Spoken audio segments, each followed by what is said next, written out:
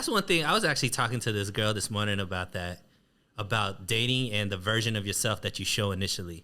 And I think that like in dating, we're told about all of this stuff. Like, hey, don't be too much of yourself. Like, don't do too much. Like, don't call till 3 days after you get the number. Right? There's all of these rules so you don't seem to this or to that. Yeah. But then I think that if you aren't just your natural self, eventually that shit's just not gonna work out. Because how long can you play the facade before eventually it shows up as that's not you? Yeah, I do try to play nice. Even though I'm nice, I'm a kind person, but like I'll let a lot of stuff ride in the beginning because I'm trying to like see what the pattern is, or this is how they are, or what should I check, what should I not check. But then eventually I just be like, I'm not playing with you niggas. Y'all got me fucked up, and I'm not doing this no more. And I'm gonna just be raw with it and match your energy. So now that you like, you would you say you're dating more purposefully now than previous times you've been dating? I feel like I've always dated purposely, but I'm more like I'm not playing no game. Like I'm not doing what you just said. Like don't call. Like if I feel like I want to call or I miss you, I'm gonna say I miss you and I'm gonna call. And hopefully you meet me there. You know what I'm saying? But absolutely. I don't want to play. I'm too old for the game. So see, that's what my follow up question is gonna be. So now that you like, whatever relationship you be in, the next relationship you in, you want it to be the last relationship you in, right? Absolutely. So do you feel like your level of the ability to put up with BS is like less? Do you think that maybe earlier when you were dating, you might give people more the benefit of the doubt than you are now because you don't want to spend 3 months, 4 months, 6 months getting to know somebody and realize it's not the one? Or do you think that you're still giving it that time? Because I know I'm in the same boat as you. Like my next relationship got to be my last relationship. I never really gave the benefit of the doubt. I don't be. My problem is I don't want to deal with people's shit, but I want them to deal with mine. And it's like, and I feel like everything is a red flag. After you done been to therapy, it's also like a thing where like I feel like everybody is too. Stop laughing at me. I feel like yo, you said it out loud. That's a crazy part. But I ain't really got no shit though, for real. That was a crazy part. I can't deal with y'all, but I gotta deal with me. And he said it so nonchalant that it was not even a period. He just went run on sentence to the next time. I'll be asking these guys like, if you could change anything about me, what would you change? They never give me answers, so I'm left to feel like because you intimidating. No, open your fucking mouth. Yeah, but you dealing with people that are intimidated by you. Well, I don't know what to tell you because all I take from it is I'm perfect. Which I don't think I am, but they don't never give me critique. But then I'll be like, well, can you change this and do that? And they be like, damn, why you? And I'm like, well, this is what I want. Yeah.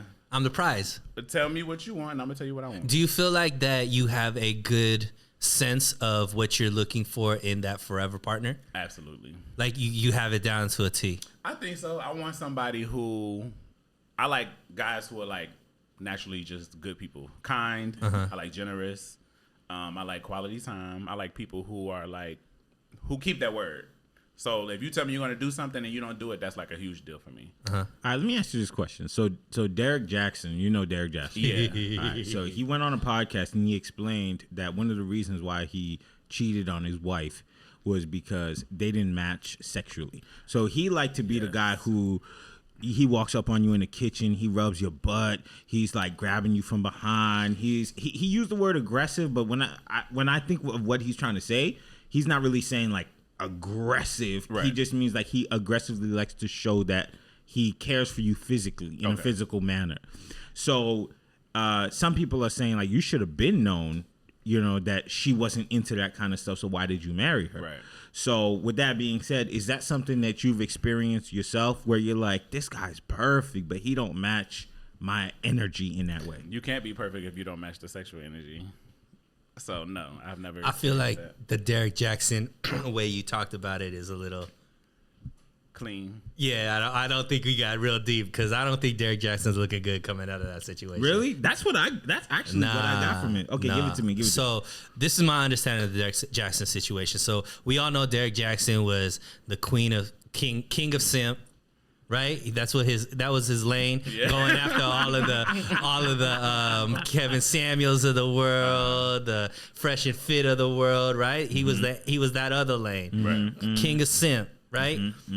Do everything for your queen, you all that kind of and us men that were watching is like, there's something off about this dude, Right. right? And so anyways, ended up finding out, it came out they got a divorce, they're getting a divorce, he cheated on her and all this kind of stuff. So then the story came out, and I wish I knew exactly who the podcast host was, because I think he did a very good job challenging Derek Jackson, at least bringing it up about things. So anyways, so the situation was Derek Jackson's previous wife was raped. I didn't know it was 2 days before they got together. I knew it was like very on YouTube, so she was graped.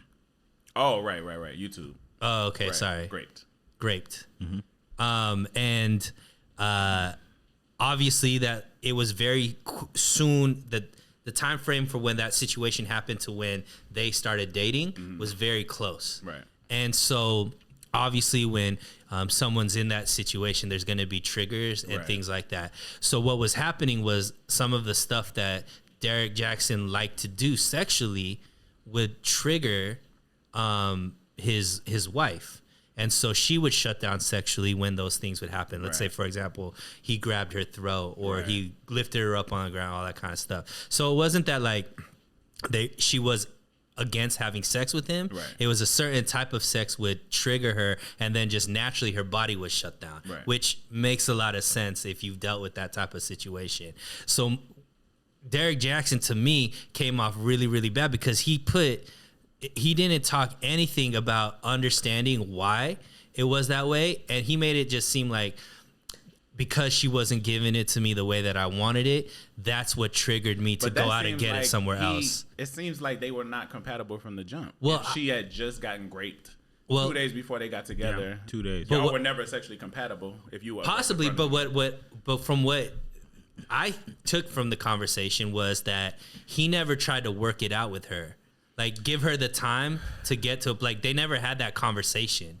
It was just like, he just looked at it like, there's no way to get past this. But instead of trying to work it out or even getting a divorce, he said that's what triggered him to cheat. I think some people just have too much trauma that you can't fix it. Like, just like that. Yeah. Like, they should have never been together, sound like. She might not be ready to be with anybody. You know what I mean? But he made that choice. Right. And then, to me, it was the trigger to cheat that really was like, bro, you trying to get a bar off right now and it ain't with me. King of Simp, nah. But you know what, though? Go ahead. I understand where he's coming from. But what I will say is, the moment I saw him dressed up really nice and she was wearing that shower cap in that video, I said, y'all not supposed to be together. Nah. Y'all not supposed to be together. Yeah, but the fact that he went on and content created for a whole however long based off of this relationship, man, Derek Jackson, you gonna get no leeway from me, man. So you guys don't think it's the real thing as like being triggered to cheat? I think that Maybe not in that circumstance. So I don't think triggered to cheat for me is from a moral perspective of me, and I'm not trying to claim that I'm clean and I've never cheated before. I have, but I don't think that it was. I don't think I was ever justified. Like cheating is never justified in my mind. Like if you know you gonna go cheat, have that conversation, end that relationship, and go on and do your thing. No, I agree, but I'm saying like among straight people, because I'm not straight if y'all couldn't tell. I hear a lot of times that women play coochie games. So like if y'all get into it or whatever, like they'll be like, okay, we ain't fucking for 2 weeks, or they like withhold. Yeah. And I feel like once you with somebody, granted you don't have to have sex every time they want to have sex, but you're obligated to that person to a degree to make sure that they're pleased. So if you go too long without having sex, you should assume that somebody's not after 3 weeks or a month, but 2 months, 3 months, people go dry spells. Yeah, but you know what? What if they didn't have sex until they got married? Well, that's horrible, and I hate that for you. But even then, like to me, there's something deeper there. There's something deeper there that needs to be worked out. That's just they're just not talking about. Yeah, there's something there that it's manifesting in not having sex, but because I know women are usually sexually attracted more emotionally than physically, whereas with men, it's just it's just a Tuesday. We got to do it.